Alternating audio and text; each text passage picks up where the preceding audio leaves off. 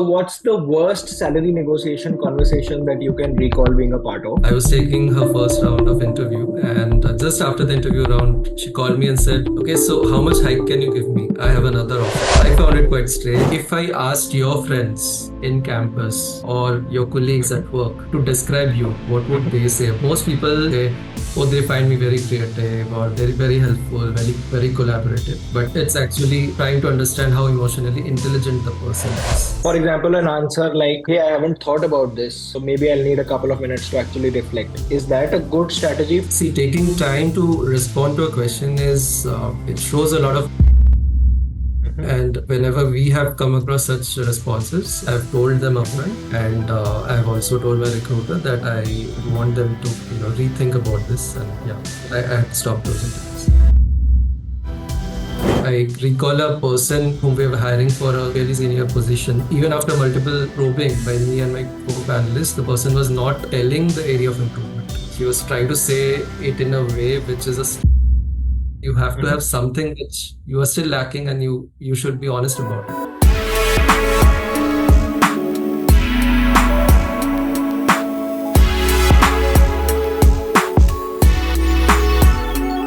Hi, everybody. Welcome to today's episode of the Weekday Show. Our guest for today is Sanmitra Mallick, and Sanmitra is Deputy Vice President of Human Resources at Kotak Life. He's been in the HR space almost for a decade now, and he's worked across industries like telecom, BFSI. He's worked in retail, he's worked in tech, and so Sanmitra is bringing all of this experience onto today's show, and I'm sure throughout the course of this episode, we'll get deeper into his journey, his learnings. So without further ado, let me just welcome Sanmitra to the show. Sanmitra, thank you for taking out the time. Thank you for joining us. Thank you so much, Raghav. I'm glad to be here talking to you and everyone else. Yeah. Sanmitra, so let me just set up the episode. Broadly, we'll do this in two segments. We'll start with a rapid fire, where I'll throw some questions at you about talent acquisition, certain scenarios, and would love to get your take. After that segment, we'll do a deep dive into your journey, where we'll talk specifically about the journey that you've been on, the experiences you've had, and we'll try to see what we can extract as learnings and takeaways for our audience. Sounds good? Sounds good. Sure.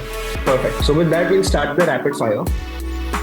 So the first question in the rapid fire that I have for you, Sanmitra, is what is the biggest pay hike that you've ever seen a candidate get in all of your years of recruiting, and what led to the pay hike? Okay, so I would say that I was the one keeping the champagne salaries on a beer budget.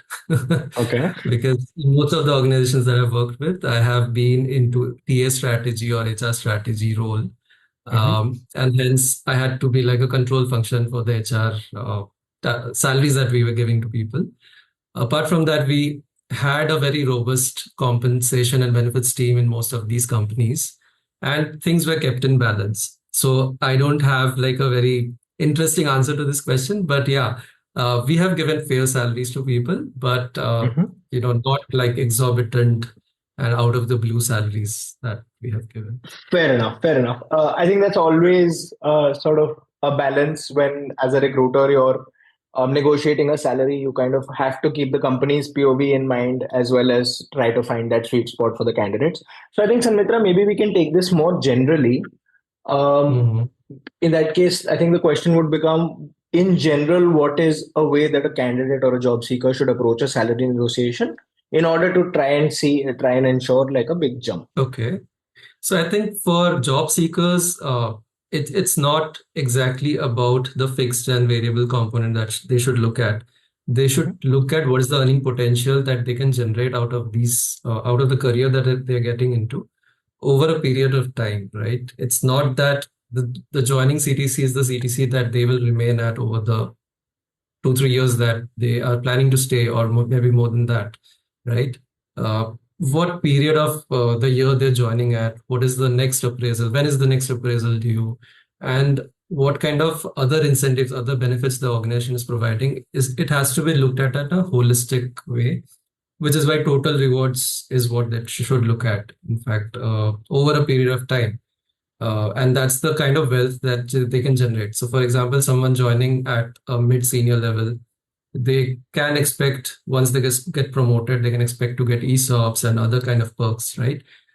which they do not foresee right at the time of joining. But my point is that they should look at wealth generation over a period of time. Got it. Got it. Fair enough. Sanmitra, the next question in the rapid fire is the other side of the coin. So Mhm. what's the worst salary negotiation conversation that you can recall being a part of?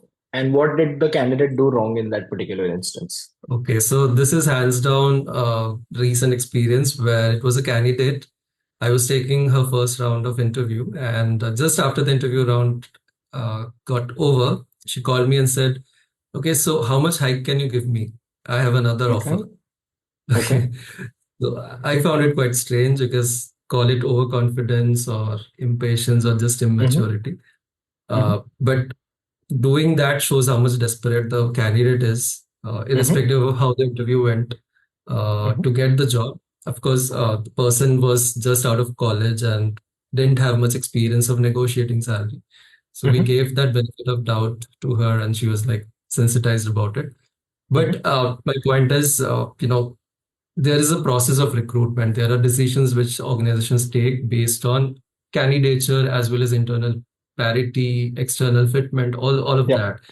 So give that professional respect to the recruiter as well, Mm-hmm. to come back with the stipulated time that they've committed, and based on that you can discuss further. Yeah. Okay. So in that situation, Sanmitra, how do you recommend candidates approach this? Let's say you are having a first conversation with a company and you do have, in fact, have an offer in hand that you need to decide on. So you're Mhm. looking for clarity maybe ahead of time, ahead of where you otherwise might have asked that question in the recruitment process. How do you Yeah. suggest candidates bring up this question of what they can expect at the start of the recruitment process? So firstly, if someone already has an offer and they are Mm-hmm. approaching another organization and trying to negotiate the offer with the other organization, it shows somewhere down the line that the person is not decisive enough where Mm-hmm. they want to, right? The first step is that they should have clarity at that end, that which Mm-hmm. organization, which industry they should get into, and Mm-hmm. make up their mind. You can't keep having three, four offers and negotiate with everyone. It shows also the kind of professionalism that you will bring in when you're joining an organization, right? And once they're into a process, they should be in touch with the person who has first contacted them, or the recruiter, that Okay. what are the timelines. Maybe if they are very much in a hurry, they should tell that upfront. You Okay. shouldn't hide things with an interviewer, Mm-hmm. that you already have an offer, and you are trying to just make the best out of the opportunities that you have. Mm-hmm. These things should be told upfront. It saves everyone's time. I mean, let's be Mm-hmm. honest about it. Yeah. Okay. Okay. Cool. The next question in the rapid fire, Sanmitra, is so there's this one question that's asked at the end of almost every interview, which is, "Do you have any questions for me?" Yeah. The question I have for you is, what is the best answer to that question you've ever heard, and what is the worst answer that you've Mhm. ever heard? Yeah, I think the best answer I was trying to recall about it is that, how has been your experience working with so and so company, like the company that Okay. he or she is interviewing for? And Mm-hmm. that's a very smart way of asking and also checking whether the interviewer himself or herself is Mm-hmm. honest, Mm-hmm. right, about the experience that they had in the organization. Mm-hmm. It also shows that the person is trying to understand how things will be for the candidate once Mm-hmm. they join, what kind of culture they're expecting, what kind of experiences that they're expecting from this organization. So I think that's Mm-hmm. a very smart question, Mm-hmm. and this stayed with me for quite a long time.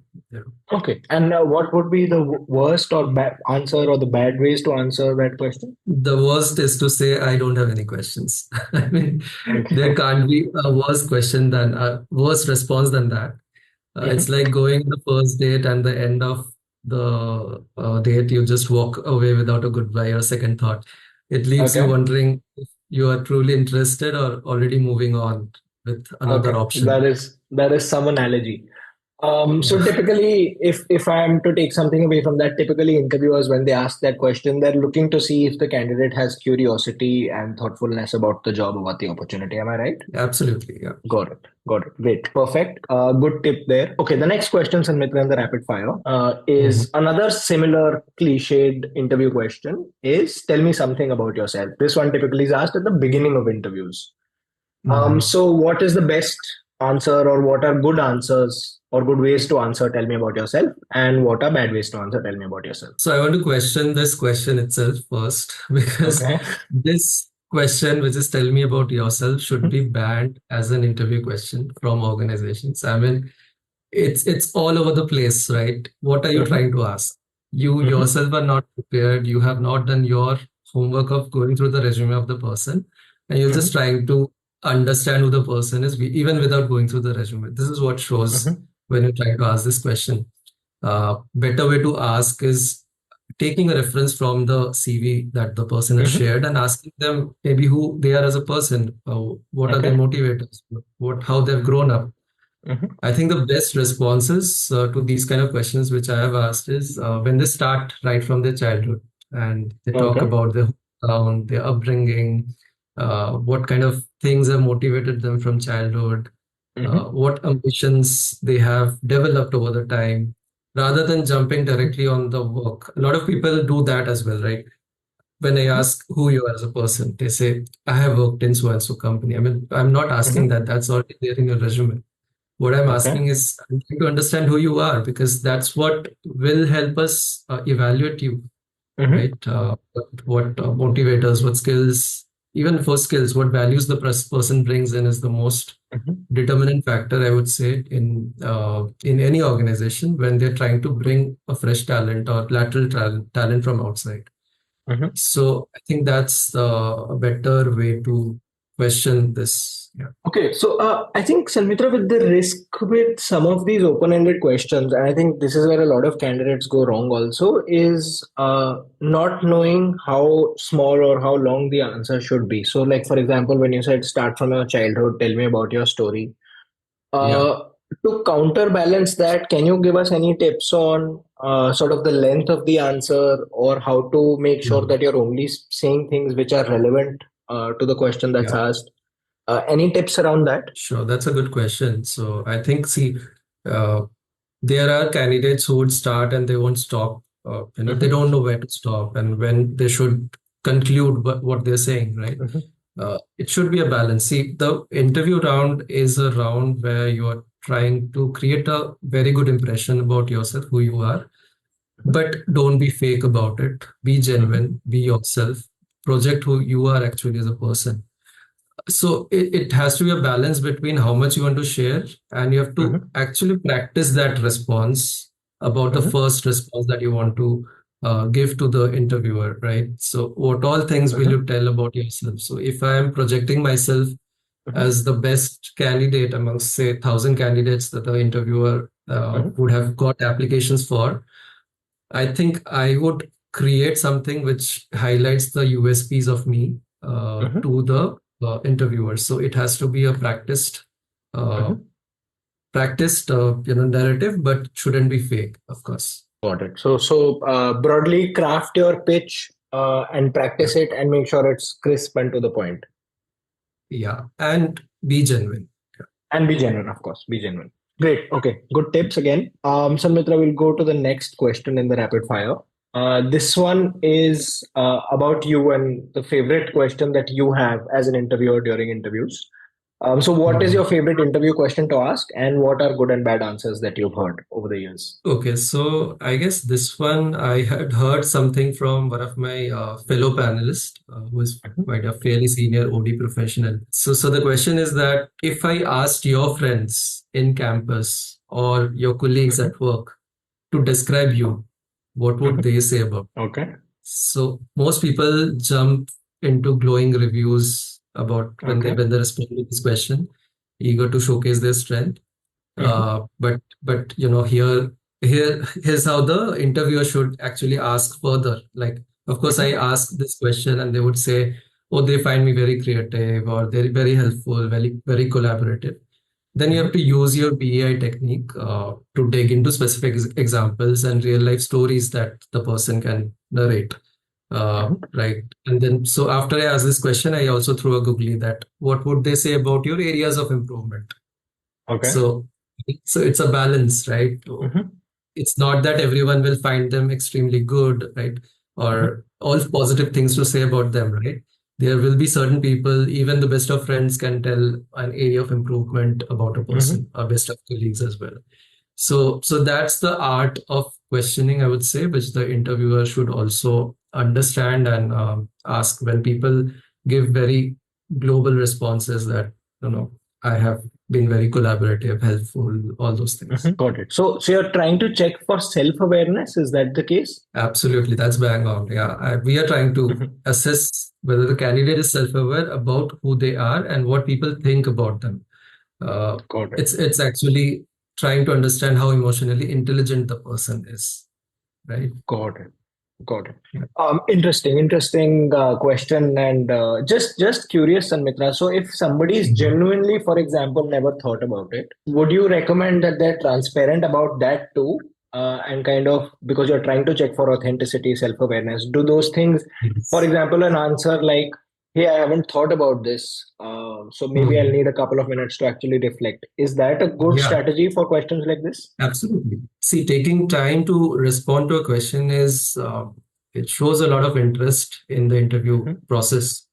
And whenever we have come across such responses, I always, encourage the person to take time and think and then respond. That is always the interviewer's responsibility to make the person feel comfortable and give them enough time to respond to something like this. I recall a person whom we were hiring for a fairly senior position, where even after multiple probing by me and my co-panelists, the person was not telling the area of improvement.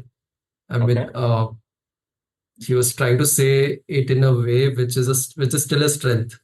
Yeah. So I mean, that's where the genuineness comes, right? It can't be. No one is perfect, right? You have to have something which you are still lacking, and you should be honest about it.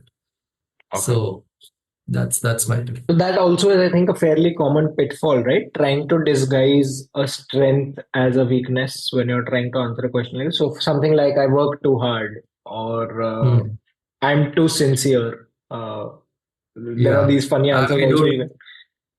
Right, Yeah. I don't take those as areas of improvement. I mean, I will still Yeah. keep probing. Right, what is that one thing you don't have Yeah. right now? What is the one thing Got you it. lack? Got it. Got it. Okay, great. And to close the rapid fire now, Sanmitra, the last question in the rapid fire. This is a slightly fun one.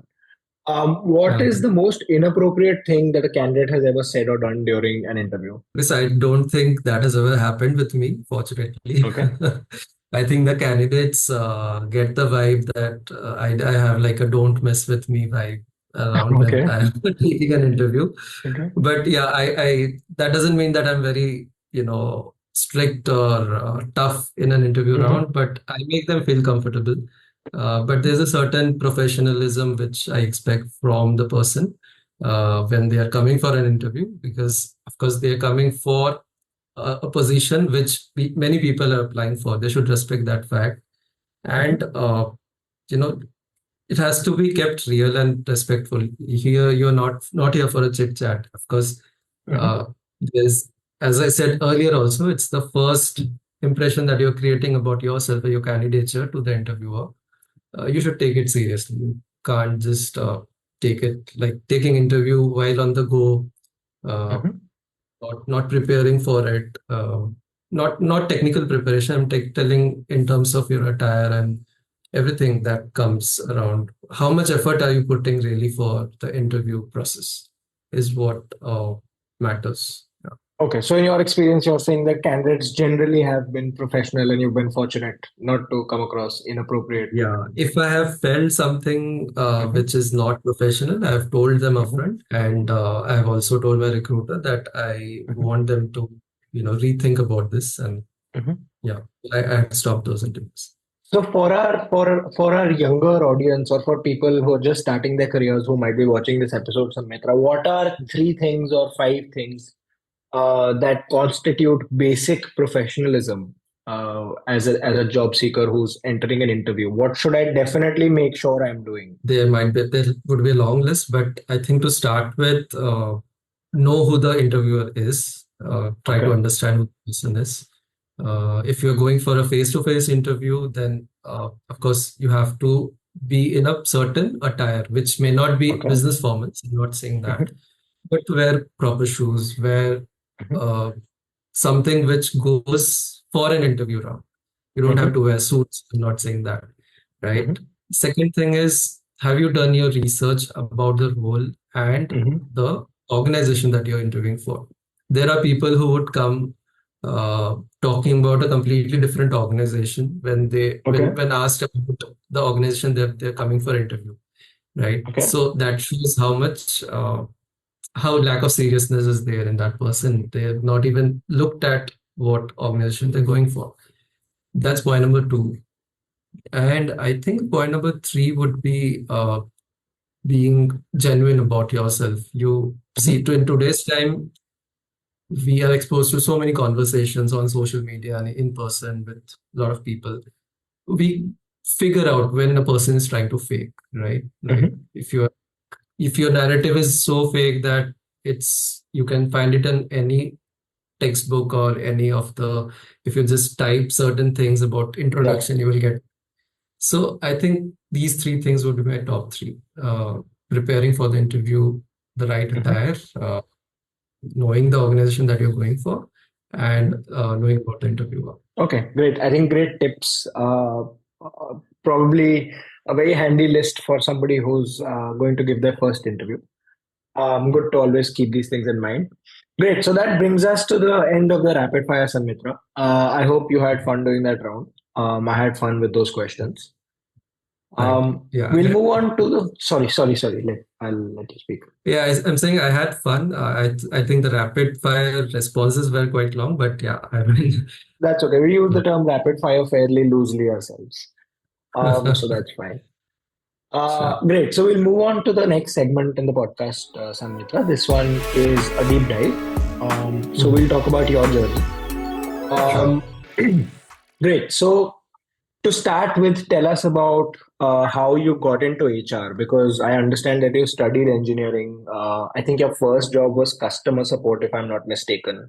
And then finally Yeah. you chose HR. So why HR and what about this Mhm. unconventional path into HR? Okay, so I get this question a lot, especially during interviews, that Okay. why from an engineer did you choose, Hmm. HR as a profession? So I think the seeds were sown in my mind during an humanities course in my engineering curriculum itself. And Okay. then further, it got nurtured during my stint with Tata Motors. So I got my first placement from engineering with Tata Motors. Hmm. The very first week or 10 days, what we experienced as graduate engineering trainees was an incredible, extremely well planned induction program where I got to interact with prominent HR leaders who were working with Tata Motors at that point of time, like Mr. Praveer Jha, Mr. Vikram Bector. We Okay. had our HR business partner, Devanshi Desai. I still remember her name because she was my first HR VP. Okay. And I think they had put up such an incredible and amazing experience for all of us. That has to be the best induction I've ever come across so far Okay. in my career decade. And it fascinated me a lot that, how these things are planned and how do you provide such experience to people. Everything right from your travel, your the day's itinerary in terms of who will come as speaker, what kind of interaction, which topic they will interact about, how Hmm. will they onboard us with the culture of Tata as a Hmm. group. I think that shows the kind of processes the organization has developed over the years, and I think so that really motivated me. First of all, secondly, when I was getting into this profession of customer support, which is after sales in Tata Motors, after my GET training was over, I was managing, certain dealerships in Gujarat where I had to bring in the service revenues. I was responsible for service revenues of the workshops, and I came across certain people-related issues in one of the workshops where Uh, People were planning to go on strike because their hygiene issues and their accommodation was not proper. There were people who were working in Gujarat, but they were from the eastern part of the country. Okay. So they had left the family and they were working there, but their basic needs were not being taken care of. So that point of time, I thought, this is an opportunity for me to correct it because this will impact everything else in that particular dealership. Mhm. So I highlighted it to my manager, and together we discussed it with the owner of the workshop, saying that this has to be resolved, and you figure out how will you resolve it. And post that, I think after 5 6 months of rigorous follow-ups and all, the workshop actually elevated from a grade B to a grade A Okay. workshop in terms of Tata Motors grading. So, and because things were managed by the owner, I mean, he did something curative for the workers over there. And that gave me more confidence, right? This is something which, because of my intervention, we could solve for it.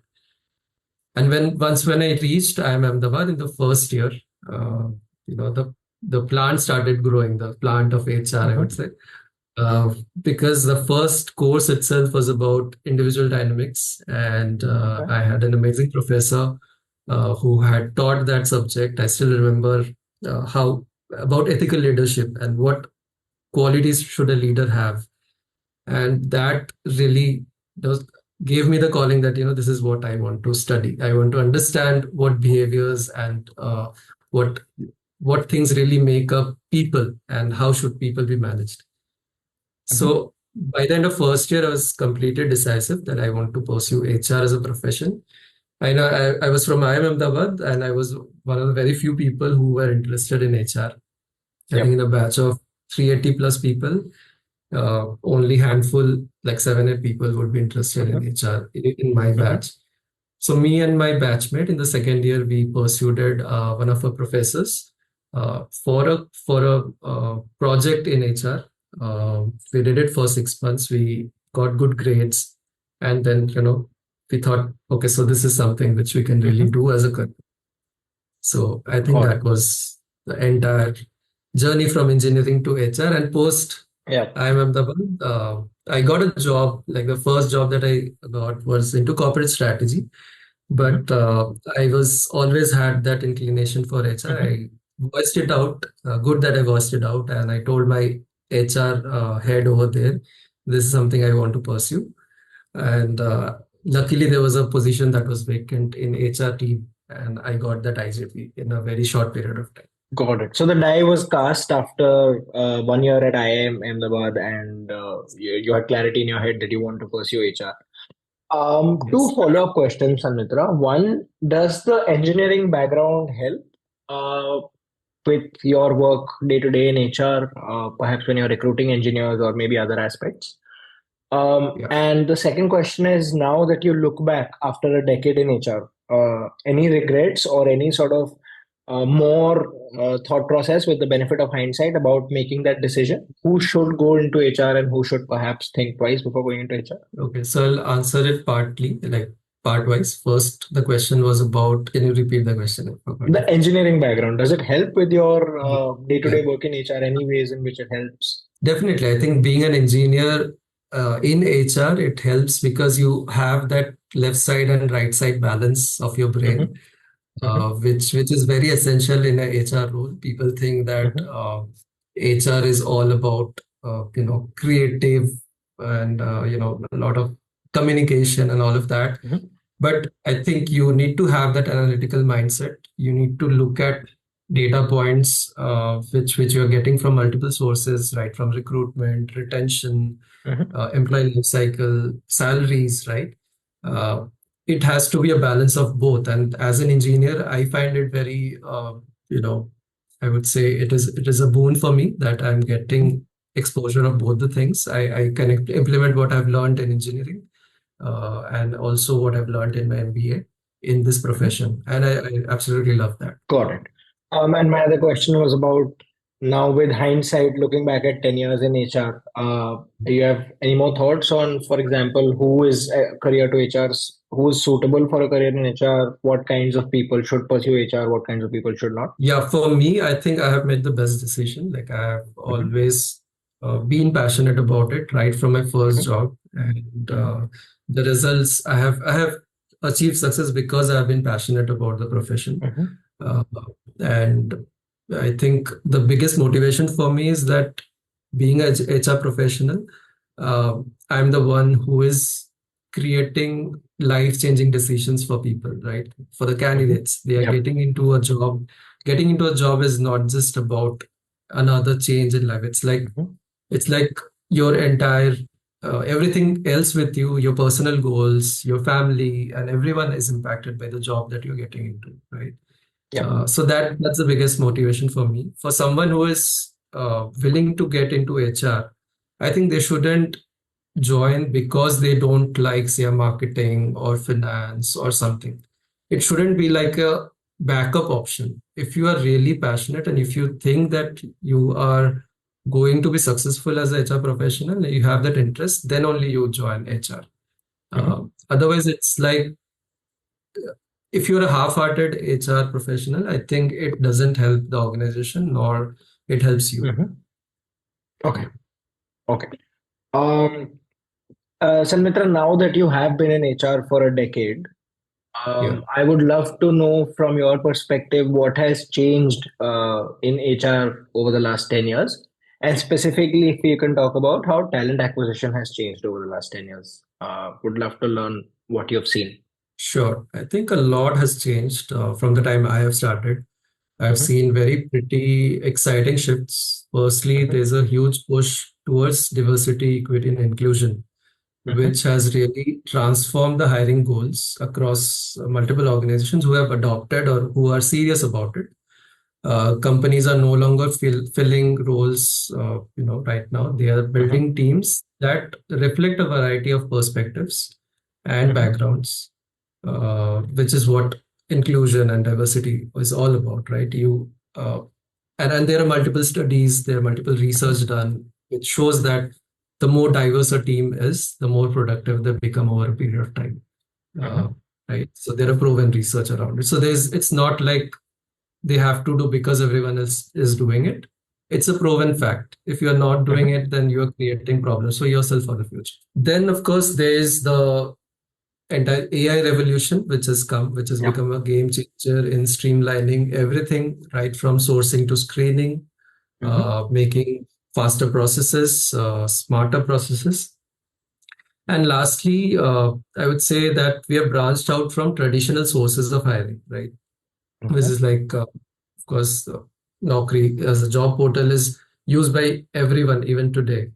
But Hmm. whether it is about uh, tapping the untapped or unexplored sources of hire is something which organizations have started using, be it niche job boards or professional communities or Hmm. social media platforms for the matter. Even for example, Kotak Life, we also hire from the ex-army professionals, the Okay. ex-armed forces professionals also are hired by us for certain roles. So Hmm. these are certain sources which were not tapped Hmm. initially. When I started my career, there used to be only vendors, referrals, Naukri. Hmm. Would be the top three, I would say. Now sources are diversified, which helps organization to be more risk averse about this. Yeah. Got it. Sanmitra, I found it really interesting to hear you talk about going beyond just the active talent pool that's there on Naukri. Can you double click on what the value is of tapping into some of these more passive talent pools, perhaps through other niche job boards or other sources? So see, Naukri, or for that matter, popular websites which a lot of organizations are using, even the recruitment partners or the vendors are using. So Mhm. you will end up having duplicate candidate pool approaching from multiple sources. Okay. What I'm trying to say is that if you are dependent too much on one particular source, you Mhm. are actually not looking at anything else. And you Mhm. will keep getting the same kind of candidates, which will also lead to a lack of diversity in the candidate pool, Mhm. right? For example, if I'm hiring for insurance jobs, the Mhm. first thing which my recruiters would do, they would go to Naukri and search for people who are working in sales or whichever role that we're hiring for in the insurance sector. Mhm. But there might be people who are in other industries or doing Mhm. some extremely different profession, but they might be a good fit for us from a skill set perspective. So Mhm. my point is skill based hiring is something which organizations should look for rather than doing the tried and tested methods. So skill based hiring has to be looked at through diverse sources of hiring. Got it.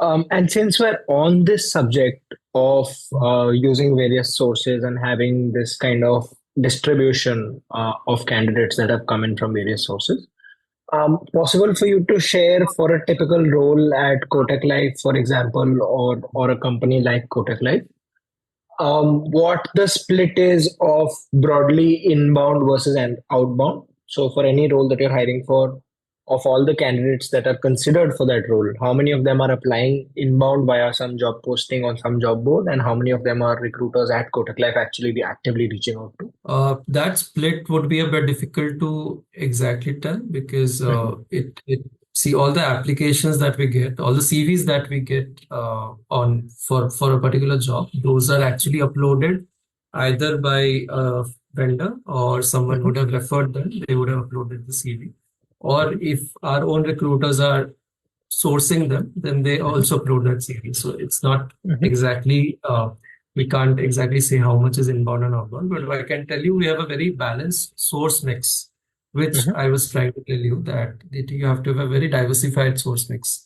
And we have been able to reduce vendor hiring from to a drastic level from what we Mhm. were 3 years back. Because we diversified our source mix, we got multiple other sources into picture, prominent one being campus.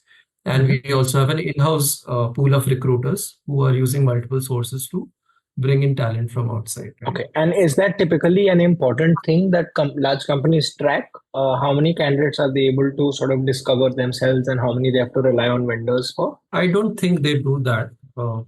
Primarily, they look at the overall recruitment cost for large companies, Mhm. I'm saying, in Mhm. terms of how balanced, how much percentage they're getting through referrals, how much vendors Mhm. are actually getting them, and how much other sources are getting to the organization. Yeah. Got it. So, Sanmitra, let's take an example of a typical role. Let's say you've got, let's put a number. What is like, let's say, a mid-level role in uh, uh, operations, for example.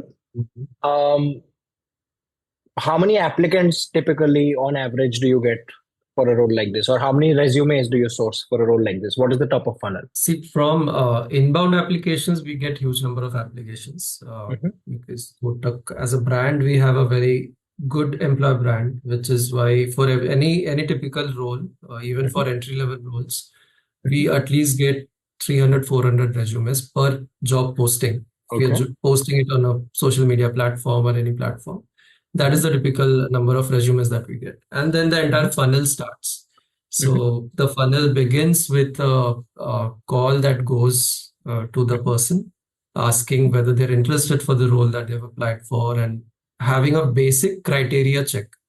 Mhm. So there are certain critical to quality parameters which the automated call, which is also pre-recorded, that Mhm. goes to a person. We have done these things because the numbers are huge in Okay. terms of mass roles, or even the inbound Mhm. applications are huge. Once that is done, then the HR recruiter calls the person, Mhm. understands, you know, which position and which location they have applied for, all of that, and whether whatever they've shared in the CV are actually true is what they try to Mhm. understand, and then they line up their interviews. So then Mhm. the entire funnel, so interview round happens, Mhm. uh, then approvals happen, and then offer is released, and the person gets onboarded. So you mentioned two calls. One was the automated call, and the next was a screening call by a recruiter within the organization. Um, Right. so everybody in that initial set of 400 resumes is getting the automated call, or is there some filtering that happens even before the automated call? No, for mass roles, we use that because Mhm. that's where the volumes are, and we have to clear that backlog. We can't keep a candidate awaited Got it. for indefinite time, so that they are actually touched by a certain, either through an automated call through AI or through one of our recruiters, is what we do. If Got it. they are already sourced by a vendor, then Mhm. of course they are already aware of the candidate. But Yep. even for them, we do that automated call. Got it. And then from that automated call to the actual screening call, which is done by a recruiter, what is the drop off typically? What percentage of the 400 actually get that screening call? See, the drop off, I would say, so what the call actually gives us, the data point is that whether they're interested and Mhm. whether they're suitable for the role, because both the Mhm. things are checked through the call. There are three, Yep. four questions which we ask, which are very basic. Mhm. Based on that, we get that interested and relevant Mhm. pool. And out of that, we don't have much dropouts, because if they have already said that on the call, Mhm. there's hardly like 10% dropout, I would say, in that Mhm. particular range. The rest are Okay. actually then taken ahead for the interview process. Okay. So assuming a 10% drop off, you're saying about 360 out of 400 actually get that screening call from the recruiter. Am I correct in my understanding? Yeah, correct. No, Uh, so no, sorry. See, Please, please. Mhm. out of 400, not everyone would be interested. Their CV would have Mhm. been uploaded by a Mhm. vendor or some other source, Mhm. but they would have not known that their CV has been Mhm. uploaded by some source. Mhm. So out of those 400, maybe 30% or 40% would be actually interested and relevant. Interested Okay. would be, say, 30%. Out of that, say another 10% you can remove for Mhm. relevance. So Mhm. based on that, that particular pool then is processed further, which is around, say, 100 to 150 people. Got it. So it's from that 400 top of funnel, we're immediately at about 100, when we're doing that Correct. screening by the Yes, recruiter. absolutely. Uh, Now, this is an interesting touch point, Sanmitra, because for most job seekers, this is Hmm. sort of their first interaction or their only interaction often with somebody from the company side through the process of hiring or when they're being recruited. Um, I would love you to give some tips here for job seekers who are expecting a screening call in the next few days or who've just had a screening call. What is a good way for a job seeker to not be anxious about that screening call and to navigate that screening call the right way? Okay, so I think for a job seeker, it's, as I said initially, also the important thing is to show your interest. If you Mhm. have already applied for that job or you have told that you're interested, then express it, right? What you have done and when you are available, give your availability. Don't keep the recruiter also hanging, saying that I will come back to you and let me come back on the timings Mhm. and all, because you're getting this opportunity. If you are interested, then give that time for the interview round as well.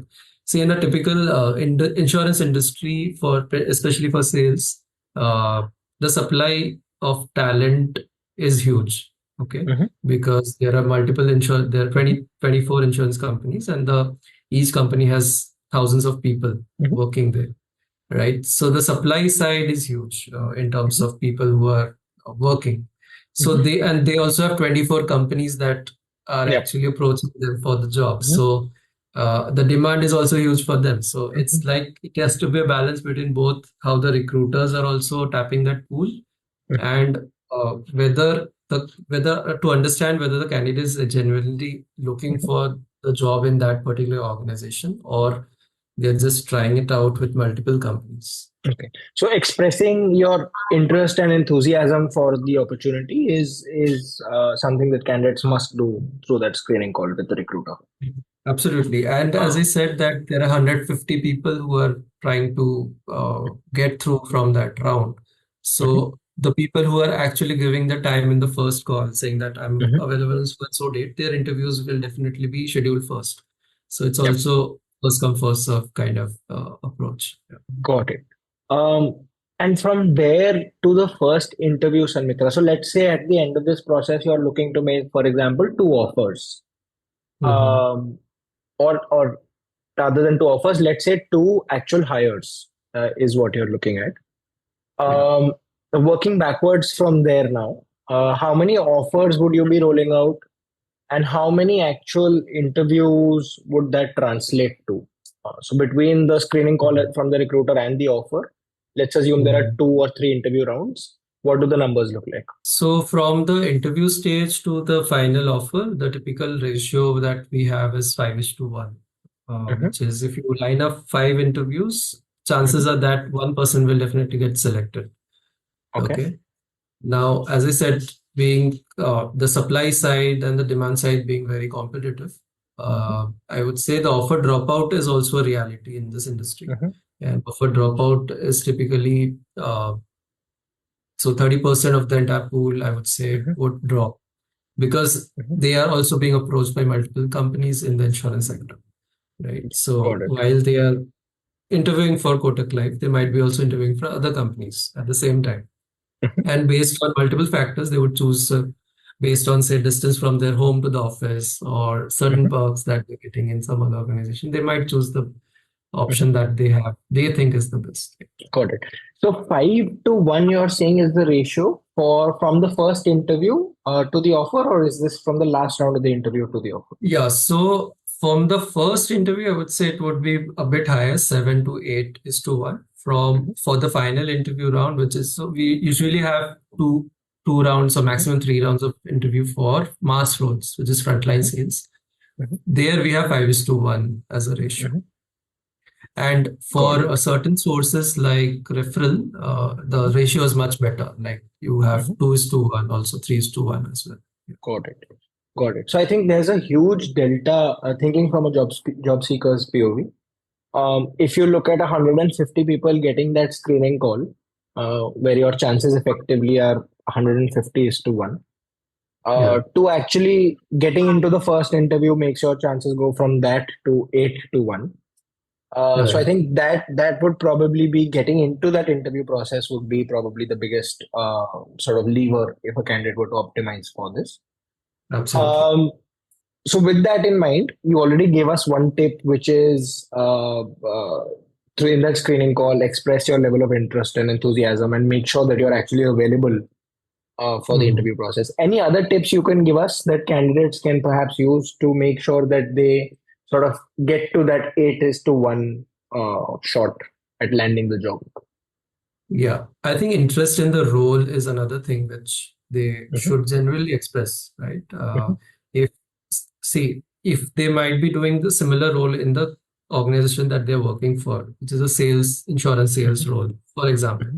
But what is that? What is the way of working in this particular organization? What kind of mobile applications are the sales folks using to actually deliver the service to the customers? What kind of revenues or what kind of targets the company has? These are the questions which shows, they are really interested in the particular organization and the role. They might be working in similar roles, but how much are they trying to understand what they're getting into is also something which reflects good about the person. And then the recruiter, it's also the task of the recruiter to pick up these cues from the candidate and really pass on to the hiring manager that, this person is genuinely interested. They have asked so and so questions. So I think this person should join and they should stay with us. Got it. Got it. That's very interesting. So you're saying even a lot of people expect this. So a lot of people actually think about what question should I be asking just before an actual interview. You're saying that this would be better if you can think about this before even the screening happens and actually ask some questions in the screening itself to express your interest. Exactly. I think the process should start when the person is applying for a role that you have seen the job description. What comes to your mind? What questions comes to your mind? You should have that 2-3 questions popping up in your mind when the first call comes to you. Got it. And is there anything that the candidates can proactively do while they're even waiting for perhaps the screening call? Or maybe even some candidates that may not even get the screening call for some reason or the other. Let's say a company doesn't have this automated calling process in place. Anything they can proactively do to make sure that their application or their resume is seriously looked at, seriously considered? Definitely. So couple of things. I think first is knowing if there's someone in your network who is working with that organization, knowing or speaking to the person, understanding how their experience has been, understanding more about the company from that person, right? That's number one. Secondly, knowing about the organization in general from a lot of sources, right? You read some news articles or go through some Mhm. blogs that the company has posted on LinkedIn or on the web page, right? What kind of products that they are into, what kind of services they are providing. These things really matter, and these makes you stand apart from the rest of the crowd. Got it. Got it. Great. Thank you for sharing those tips and those insights, Sanmitra. There are a couple more things that I want to ask you before we wrap for today. One of the things that I've been wanting to ask you since we started talking about doing this podcast, I was looking at your LinkedIn. I noticed that you were at Kotak Life for about 3 years. You Yeah. went away for a short stint, and I think now you're back at Kotak Life. So the question that I actually wanted to ask is, if you don't mind sharing with us a bit about the thought process Mhm. about what brings you back to a place that you spent some time at and then decided to move out of, and now you're back. And I think, in a more general sense, the question is, what is it that some companies do right, which sort of gives, sort of nurtures this loyalty and this feeling of uh, stability, balance, satisfaction, whatever it is that brings you back.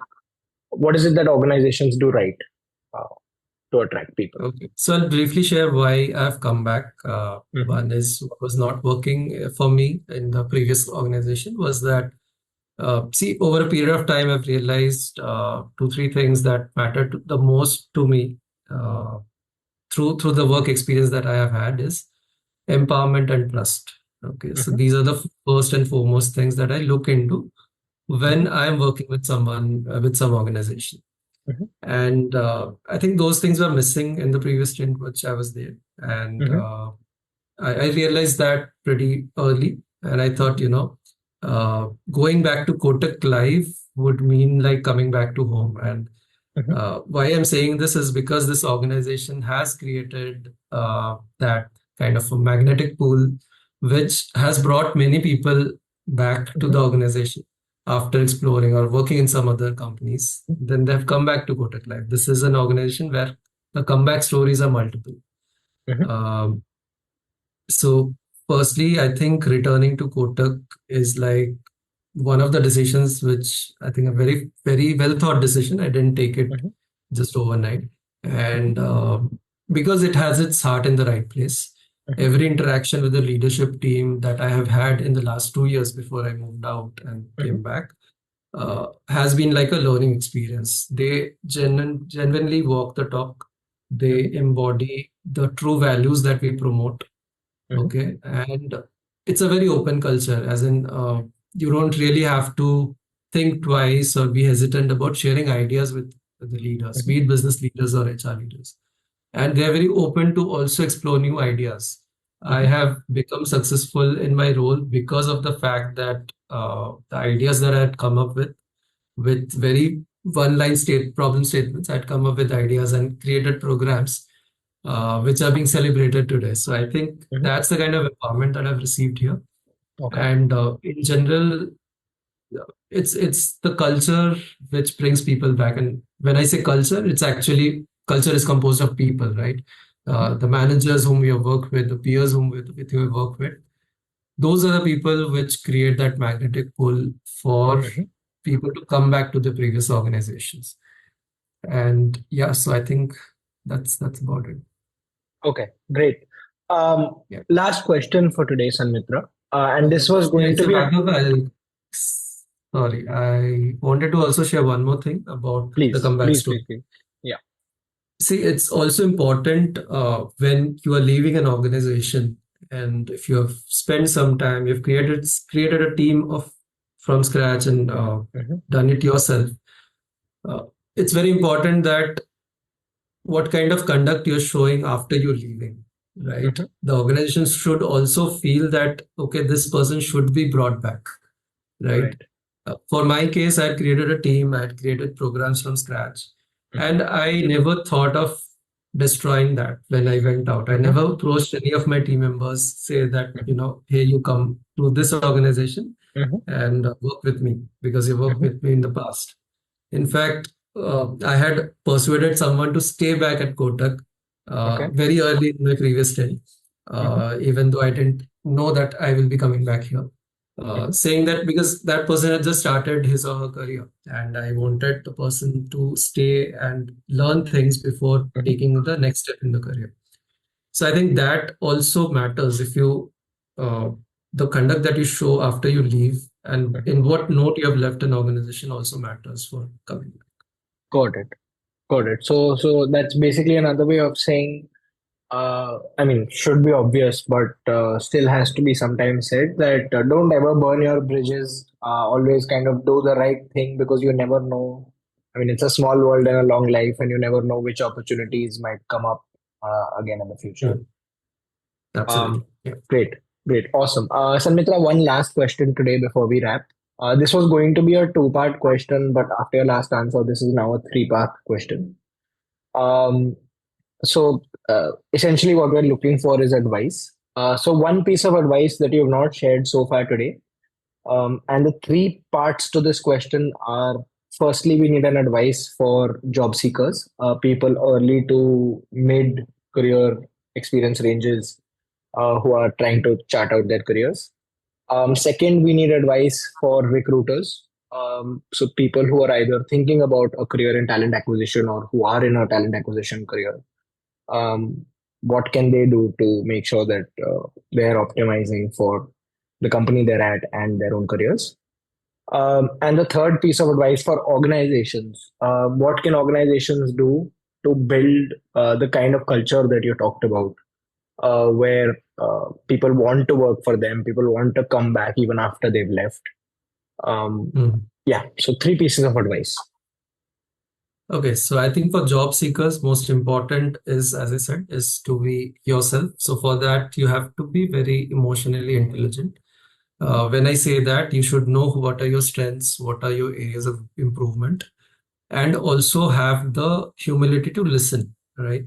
So listen to a lot of verbal and non-verbal cues from the recruiter Mhm. when you are actually getting interviewed. Uh, and all of that, which I've already told earlier about preparing for the role, understanding more about the Mhm. organization, that still stays. Great. Okay. Be a good listener and be yourself. Yeah. Great. For recruiters, what is your piece of advice for recruiters? See, for recruiters or for any HR professionals, the first and foremost, which is often overlooked, is to prioritize the ethical conduct.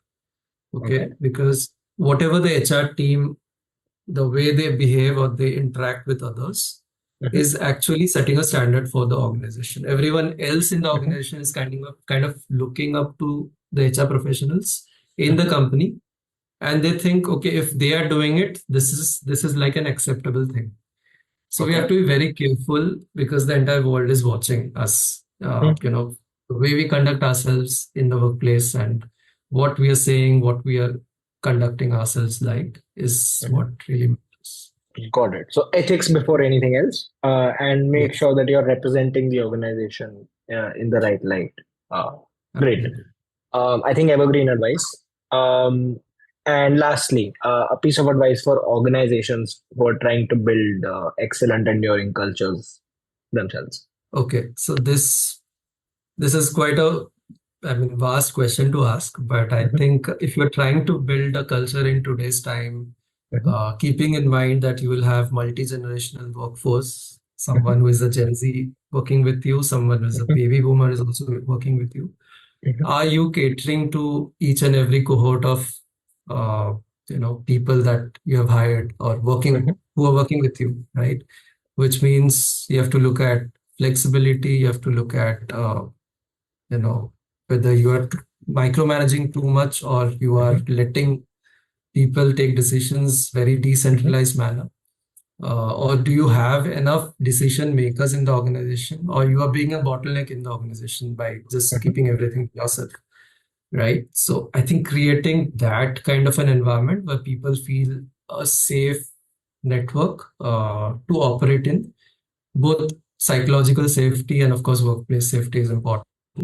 uh, and that comes, it doesn't happen overnight. It has to be Mhm. built with certain initiatives and interventions which leaders should talk about first and foremost.